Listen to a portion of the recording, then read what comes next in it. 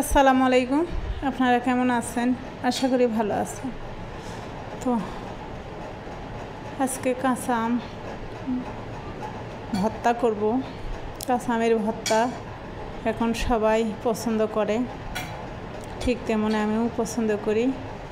সবারই পছন্দ এই কাঁচা আমের ভর্তা, কেউ বলে কাঁচা আম মাখা।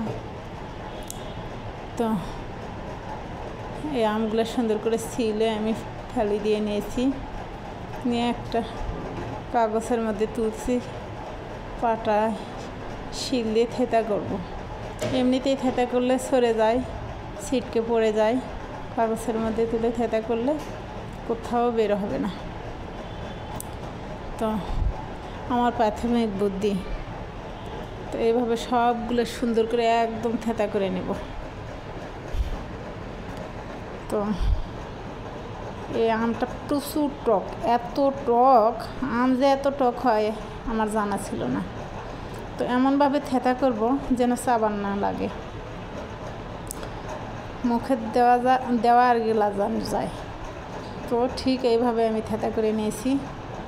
এখন শুকনো মরিচের গুঁড়ো দিয়ে দিলাম 1 চা চামচ, আর চিনি দিব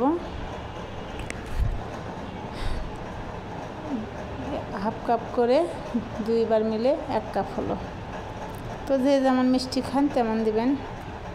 এইরকম করে আম মাখা একবার আপনারা খেয়ে দেখবেন কত মজা লাগে। এখন দিয়ে দিচ্ছি পরিমাণ মতো লবণ, আর দিয়ে দিলাম ধনিয়া ও জিরের গুঁড়া।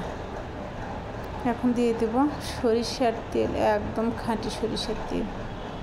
তো এত মজা হয় এরকম করে মাখলে, কোনো প্রকার চাবান লাগবে না। যতই টক আম হোক, দাঁত টক হবে না, পায়েসের মতো মুখে দেওয়ার গেলা। অনেক মজা কিন্তু এই আমটা এইভাবে মাখা।